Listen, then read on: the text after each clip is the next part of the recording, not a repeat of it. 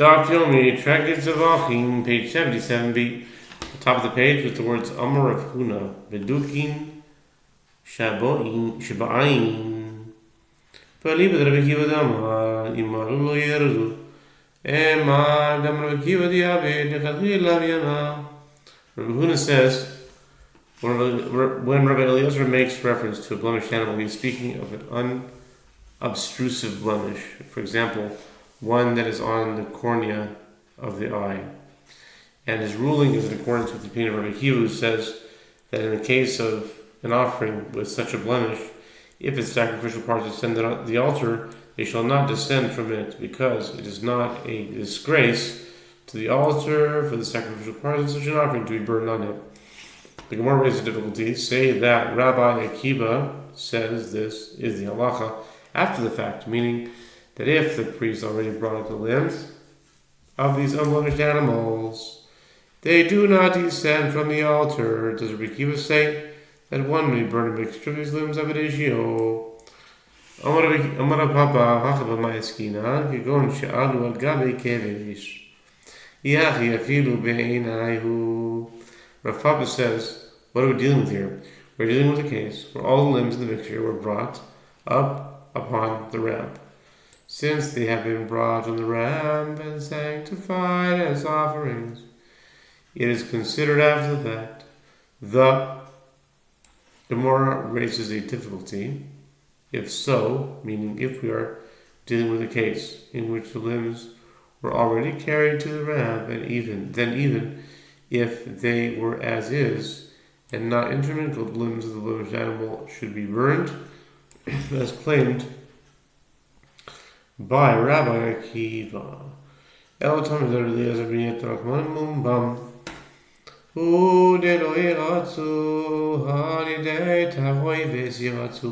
Rather, the reason of Rabbi Eliezer is that with regard to the prohibition against sacrificing a blemished animal on the altar, the merciful one excludes certain cases. After listing the various disqualifying blemishes, the verse states, neither from the hand of a foreigner shall you offer the bread of your God of any of these, because their corruption is in them. There is a blemish in them, and they shall not be accepted for you. Leviticus 22:25. This teaches that it is only if there is a blemish clearly in them that they shall not be accepted, but if they were sacrificed by means of a mixture, they shall be accepted. This exclusion is stated only with regards to blemished animals, not with regard to animals that copulated with people, and consequently the limbs of these animals are not brought up to the altar even if they became intermingled with the limbs of fit offerings. V'Rabbanan mumbam hu delo yeratzu ha'avar mum yeratzu v'Rabbi Eliezer mibam b'hem Rabbanan bam b'hem lo darashi. The Gemara asks, and the rabbis, how do they expound this verse? The Gemara explains that they expound as follows. It's only if the blemish is still in them that they shall not be accepted, but if their blemish is past, they shall be accepted. Rabbi Eliezer derives this halacha from the previous clause in the same verse, because the corruption is in them, bahem. Since the verse could have stated a shorter version of bam, and instead it stated bahem, one derives from here that if the animal no longer is blemished, it is accepted as an offering. And as for the rabbis, they do not interpret anything from the variation between bam and bahem. They do not see this as a significant deviation from the standard language of the verse. Yachi roe halach malach sherei lezverim kamu ledidiach malach sherei lidchu odo limiha basar ba'aras mum ke'etz yudam midi dahal abasar chatas.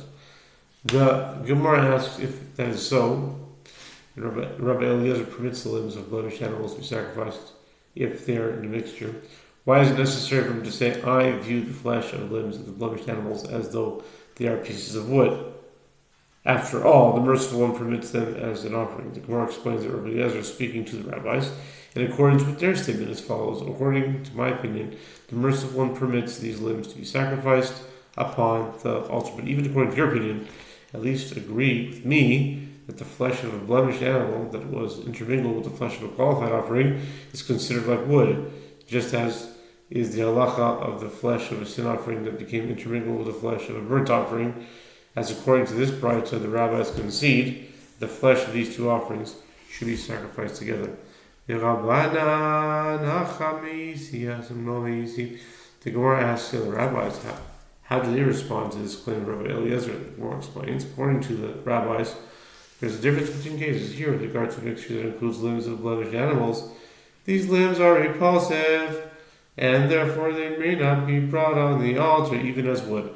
Conversely, there in the case of a mixture of limbs of a sin offering and limbs of a burnt offering, the limbs of the sin offering are not repulsive in and of themselves, and consequently they may be sacrificed upon the altar as wood. Okay? That is the Gemara New Mishnah. Avarin, Shebevarin, Barimumin, Rabbi Eliezer Omim Karav Roshecha Mehem, Yikru Kol Rashin, Karayim Shenecha Mehem, Yikru Kol, Akarayim, Honim, Yafiru Kol, Kulam, Michut, Mecha Mehem, Yetzil Vesa Sleifon. The Mishnah says, in a case where limbs of burnt offerings fit for sacrifice were intermingled with limbs of blemished burnt offerings, Rabbi Eliezer says, although all the limbs are unfit for sacrifice, if the head of one of them was sacrificed, all the heads shall be sacrificed. As the head was sacrificed, it is assumed to have been that of the unfit animal in the mixture. Likewise, if one sacrificed the legs of one of them, all the legs shall be sacrificed. And the rabbis say, even if all the limbs were sacrificed, except for one of them, there is a concern that the remaining limb is the unfit limb, which may not be sacrificed. Rather, all the limbs must go out to the place of burning in the temple courtyard. That's this Mishnah and the Gemara. Amar Rabbi Elazar, lo hirshir Rabbi Eliezer, el shnayim shnayim, echad echad lo. Meisi Rabbi Yirmiyah, Chomoim Mefir Karo Kulan, Chutz B'Yechabehem Yetan V'Yisrael. Rabbi Elazar says, Rabbi Eliezer permitted the sacrificing of all the heads only if they were sacrificed 2 by 2, as at least one of each pair is certainly permitted, but he did not permit them to be sacrificed 1 by 1, in case the priest may be sacrificing the prohibited head by itself. Rabbi Yirmiyah raises an objection to the Mishnah, which states, and the rabbis say, even if all the limbs were sacrificed except for one of them, all the limbs must go out to the place of burning in the temple courtyard. This indicates that even in this situation, where only one of the limbs remains, the dispute between Rabbi Eliezer and the rabbis still applies, which means that Rabbi Eliezer permits it to be sacrificed despite the fact that it is only one limb.